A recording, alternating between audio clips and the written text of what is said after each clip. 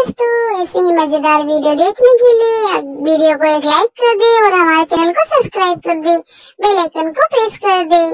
कोई सब्सक्राइब नहीं कर रहा है यार, सब्सक्राइब जल्दी जल्दी करो, जल्दी जल्दी सब्सक्राइब करो। एक घने जंगल में टूनी चिड़िया अपने पति टुन्नू चिड़ा के साथ रहती थी। शादी के कई महीनों बाद टूनी चिड़िया माँ बनती है। उसकी एक प्यारी सी बेटी होती है और वो उसका नाम टुनटुनी रखती है। टूनी चिड़िया अपनी बेटी का बहुत ख्याल रखती थी। टुनटुनी चिड़िया के कुछ मांगने से पहले ही टूनी चिड़िया उसकी सारी डिमांड पूरी कर देती थी। टूनी चिड़िया की ज्यादा प्यार दुलार से टुनटुनी चिड़िया बिगड़ गई थी। वो दिन भर खाती और सोती रहती थी। एक दिन वो अपनी माँ से कहती है, मम्मी कुछ खाने को दो, मुझे बहुत जोरों की भूख लगी है।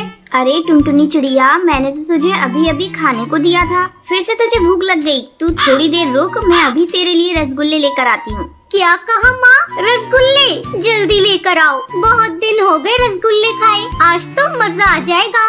टूनी चिड़िया रसगुल्ले लेने जाती है। वो रसगुल्ले से भरा कटोरा लाकर टुनटुनी के सामने रख देती है। रसगुल्ले को देखते ही टुनटुनी चिड़िया उस पर टूट पड़ती है। देखते ही देखते टुनटुनी चिड़िया सारे रसगुल्ले खत्म कर देती है। माँ थोड़े और रसगुल्ले हैं क्या? मेरा पेट अभी भरा नहीं है। तभी पास बैठा टुन्नू चिड़ा कहता है, बस हो गया टुनटुनी चिड़िया, तूने बहुत रसगुल्ले खा लिए, अब तुझे और नहीं मिलेंगे। हाँ टुनटुनी चिड़िया, जरा अपनी सेहत को तो देख, खा खा कर तू कितनी मोटी हो गई है। तो जैसी पेटू चिड़िया से कौन शादी करेगा? माँ जब मेरी शादी होगी तब देखा जाएगा, अभी मुझे जी भर के खाने दो। इस तरह कुछ दिन गुजर जाते हैं। एक दिन सुंदरी कौवी टुनटुनी चिड़िया के घर आती है। अरे ओ टूनी चिड़िया कहाँ है? थोड़ी चीनी तो देना, चाय बनानी है पर चीनी खत्म हो गई है, सोचा तुझसे मांग लूं। तभी टूनी कहती है, सुंदरी बहन मैं अभी लाती हूँ चीनी आपके लिए। उसके बाद टूनी चिड़िया चीनी लाने चली जाती है। उस समय टुनटुनी चिड़िया खा रही थी। उसके सामने बहुत सारा भोजन रखा हुआ था। टुनटुनी चिड़िया को इतना सारा खाना खाते हुए देखकर सुंदरी कौवी दंग रह जाती है। सुंदरी कौवी टूनी से कहती है, टूनी तेरी बेटी बहुत बड़ी पेटू है, कौन इतना सारा खाना खाता है? अगर इसी तरह तू उसे खाना खिलाती रही तो एक दिन ये इतनी मोटी हो जाएगी, इससे कोई शादी नहीं करेगा। क्या बताऊं सुंदरी बहन, मैं भी इसके खाने को लेकर परेशान हूँ। कुछ समझ में नहीं आ रहा है कैसे इसे इतना खाने से रोकूं। मेरी बात मानो तो कुछ दिनों के लिए इसका खाना बंद कर दो, फिर सब ठीक हो जाएगा। इतना कहकर सुंदरी कौवी चीनी लेकर वहाँ से चली जाती है। सुंदरी कौवी के जाने के बाद टूनी चिड़िया टुनटुनी से कहती है, देख टुनटुनी, अब से तुझे खाने को बस एक ही टाइम मिलेगा। अब एक टाइम के खाने की वजह से टुनटुनी का पेट नहीं भरता।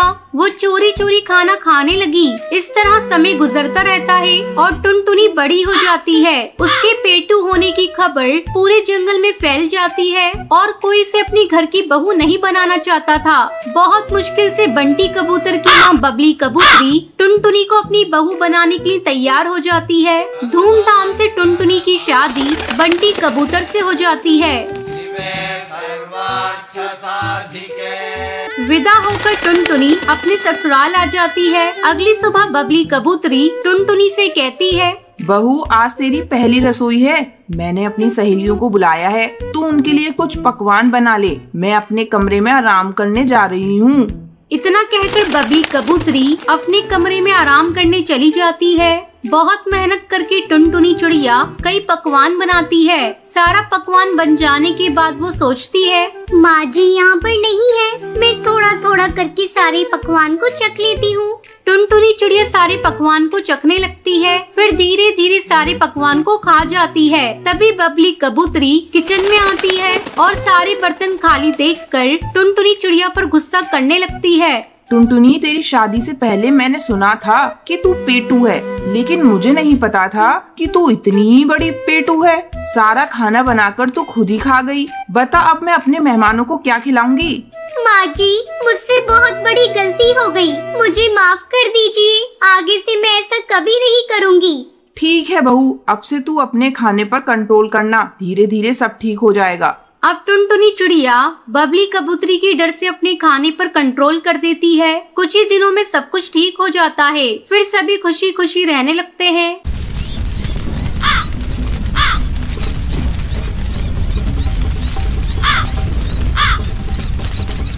सुंदरवन जंगल में टोनी नाम की एक चिड़िया अपने बेटे बंटी कबूतर और अपनी बहू टुनटुनी चिड़िया के साथ रहती थी।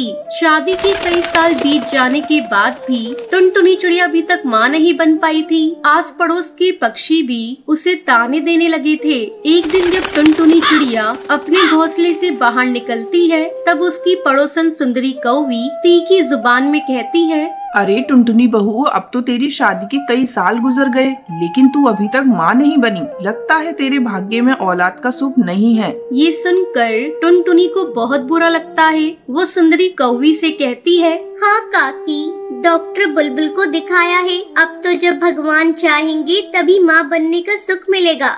ठीक है बहू, अब मैं चलती हूँ, मेरा पोता रो रहा है। टुनटुनी चिड़िया को सुंदरी कौवी की बातें सुनकर बहुत रोना आता है। वो सोचती है, सुंदरी कौवी मुझे संतान न होने का ताना दे रही थी, मैं क्या करूं? मैं भी तो माँ बनना चाहती हूँ। मुझे भी बच्चों से बहुत प्यार है, पर लगता है नसीब में संतान का सुख नहीं लिखा। इसी तरह कई दिन गुजर जाते हैं। एक दिन टोनी चिड़िया टुनटुनी को अपने पास बुलाती है और कहती है, बहू, लगता है मैं अपने पोता पोती को देखे बगैर ही मर जाऊंगी। पता नहीं कौन सी मनहूस घड़ी में मैंने अपने बेटे का ब्याह तुमसे कराया था। मेरी किस्मत ही फूटी हुई है जो ये बांझ बहू हमारे खूंटे से बांध दी है। टुनटुनी चिड़िया अपनी सास की जली कटी सुनकर रोने लगती है।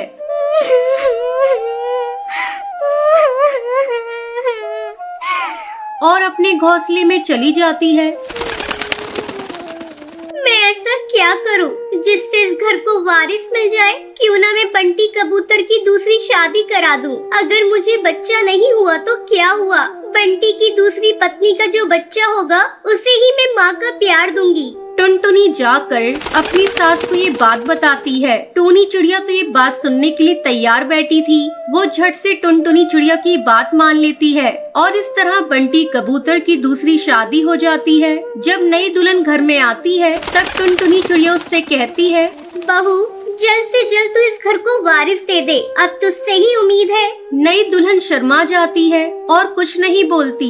इसी तरह एक महीना हंसी खुशी से गुजर जाता है और बंटी कबूतर की नई पत्नी पिंकी चिड़िया माँ बन जाती है। पूरा घर खुशियों से भर जाता है। आज टुनटुनी चिड़िया भी बहुत खुश थी। वो खुशी खुशी बच्चे को गोद में लेने जाती है। तभी पिंकी चिड़िया चिल्लाते हुए कहती है, मेरे बच्चे को हाथ भी मत लगाना, वरना मैं तुझे यहाँ रहने भी नहीं दूंगी, मनूस कहीं की। बंटी कबूतर ये सब कुछ होते हुए देख रहा था, लेकिन वो अपनी नई पत्नी को कुछ भी नहीं बोल रहा था। तब टुनटुनी चिड़िया बंटी कबूतर से कहती है, आप देख रहे हैं न जी, ये क्या बोल रही है? क्या मैं इतनी बुरी हूँ जो बच्चे को हाथ भी नहीं लगा सकती? तभी बंटी कबूतर टुनटुनी से कहता है, मेरी नई पत्नी ठीक ही तो कह रही है, निकल जा तू इस घर से, अब तेरा इस घर में कोई काम नहीं। उस रात अपने पति का ये बर्ताव देखकर टुनटुनी चिड़िया बहुत ही दुखी होती है और हमेशा हमेशा के लिए बंटी कबूतर को छोड़कर जाने की सोचती है। जिस पति के लिए मैंने अपना बलिदान दिया, उसी ने आज मुझे घर से बाहर निकालने की बात कही। ये सब सोचते सोचते उसकी आंख लग जाती है। ध्यान से तेल छिड़कना, कहीं उठ ना जाए। अगर इसकी आंख खुल गई तो शोर मचा देगी। आप चिंता मत करो, मैं उसका लालटेन नीचे गिरा दूंगा। सब सोचेंगे लालटेन से आग लगी है, हम पर किसी को शक नहीं होगा। टुनटुनी गहरी नींद में सो रही थी। बंटी पूरे घोंसले में तेल छिड़क देता है और लालटेन नीचे गिरा देता है। आग पूरे घोंसले में फैलने लगती है। बंटी तभी बाहर जाने के लिए दरवाजा खोलने लगता है। माँ, ये दरवाजा नहीं खुल रहा है, लगता है जाम हो गया है। मुझे नहीं मरना माँ, कोई बचाओ। अरे ये दरवाजा कैसे बंद हो गया, कोई तो बचाओ। अजी सुनिए, ये आग कैसे लग गई? आप घबराइए मत, आपको कुछ भी नहीं होगा। ये क्या हो रहा है बंटी मेरे बच्चे? तू दरवाजे को धक्का मार, खुल जाएगा। माँ, शायद हमारे पापों की सजा हमें मिल रही है। टुनटुनी माँ और मैं तुम्हें जलाकर मारना चाहते थे, लेकिन आग तुम्हें छू भी नहीं रही है। ये मेरी ओर आ रही है, मैं नहीं बचूंगा। हे देवी मैया, इनकी भूल को क्षमा कर दो। अपने सुहाग के बिना मैं भी मर जाऊंगी। अपना क्रोध शांत करो देवी मैया, दया करो मैया, नहीं तो मैं भी सर पटक पटक के आपके सामने प्राण त्याग दूंगी। और फिर टुनटुनी की विनती सुनकर देवी मैया का क्रोध ठंडा हो जाता है और अग्नि शांत हो जाती है। देवी मैया की जय हो। टुनटुनी, आज तुम्हारे कारण मेरे प्राण बचे हैं, मुझे माफ कर दो, घोर पापी हूँ मैं। टुनटुनी सभी को माफ कर देती है।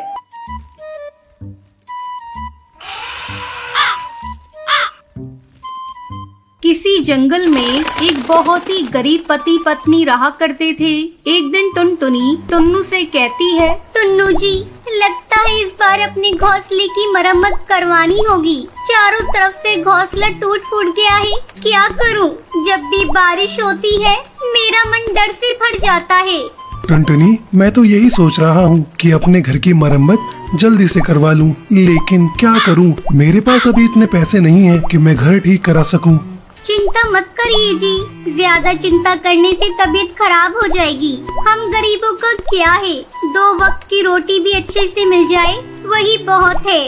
घर ठीक करवाने के लिए तो पैसे चाहिए और वो हम लोगों के पास नहीं है। अच्छा, जो होगा देखा जाएगा। ईश्वर की कृपा होगी तो जल्द ही हम लोग भी अपने मकान की मरम्मत करा लेंगे। वो लोग रोज अपने टूटे फूटे घोंसले की मरम्मत करने की बातें करते रहते थे, लेकिन वो इतने पैसे जुटा नहीं पा रहे थे जिससे वो अपने घोंसले की मरम्मत करा सकें। अचानक एक दिन जोरों की बारिश होने लगती है। टुन्नू, अब हम लोग क्या करेंगे? देखो ना कितनी तेज बारिश है। मुझे तो बहुत डर लग रहा है इस घोंसले में, कहीं कोई अनहोनी ना हो जाए। हमारी बेटी भी डर से बार बार रोए जा रही है। देखो, जोरों से बिजली चमक रही है और बादल भी गरज रहे हैं। मुझे तो बड़ा डर लग रहा है। टुनटुनी, डरो मत, जरूरी सामान बांध लो और चलो, बारिश रुकने तक भाई के घर चलते हैं। उसका घर पक्का है, वहाँ किसी बात का डर नहीं होगा। हाँ जी, आप बात तो सही कह रहे हैं। लगता है हमें भैया के घर ही चलना पड़ेगा, वही ठीक रहेगा। यहाँ रहने से तो अच्छा है। बेटी उठ, चल ताऊ जी के यहाँ चलते हैं। टुन्नू अपने बड़े भाई बंटी कबूतर के घर पहुँचता है और दरवाजा पीटने लगता है। भैया, जल्दी दरवाजा खोलो, हम लोगों के ऊपर मुसीबत आ गई है। इतनी रात गए, कौन आ गया कमबख्त? आ रहा हूँ भाई, आ रहा हूँ। क्यों बार बार दरवाजा पीटे जा रहे हो? तोड़ दोगे क्या? अरे टुन्नू, तुम इतनी बारिश में यहाँ क्या करने आए हो? और ये क्या, तुम्हारे साथ तुम्हारी पत्नी और बेटी भी है? हाँ भैया, मेरा घोंसला कमजोर हो गया है, डर लग रहा है कि कहीं इस बारिश में गिर न जाए, इसलिए हम लोग आपके यहाँ बारिश रुकने तक रहने के लिए आए हैं। आप हमें अपने घर में आसरा दे दीजिए। ये क्या कह रहे हो टुन्नू? अगर मेरी पत्नी को ये बात पता चली तो वो मेरी जान खा जाएगी। नहीं नहीं, मैं तुम लोगों को अपने घर में नहीं रख सकता। जाओ, कहीं और आसरा ढूंढ लो। भैया, आप ये क्या कह रहे हैं? आप तो हमारे अपने हैं, बस ज्यादा देर के लिए नहीं, बारिश रुकने तक हमें आसरा दे दीजिए भैया, आपकी बड़ी मेहरबानी होगी। नहीं नहीं, मैं तुम लोगों की कोई मदद नहीं कर सकता, तुम लोग यहाँ से जाओ। ये कहकर बंटी दरवाजा बंद कर देता है। हे भगवान, ये कैसी विडम्बना है, हमें अपना ही भाई आसरा नहीं दे रहा है। भगवान, जल्दी से बारिश बंद कर दो। शायद भगवान ने इस गरीब की बातें सुन ली और बारिश थम गई। वो लोग अपने घर वापस जा रहे थे, तभी रास्ते में उन्होंने देखा कि एक पेड़ के नीचे एक धनवान कौवा निराश होकर खड़ा है। क्या हुआ भाई साहब, आप यहाँ उदास क्यों खड़े हैं? हाँ हाँ भाई साहब, क्या हुआ? क्या बताऊं, मेरी हवाई मोटर कीचड़ में धंस गई है और बंद हो गई है। अगर एक रात के लिए मुझे आसरा मिल जाता तो मैं कल इसे अपने नौकर को बुलाकर ठीक करा लूंगा।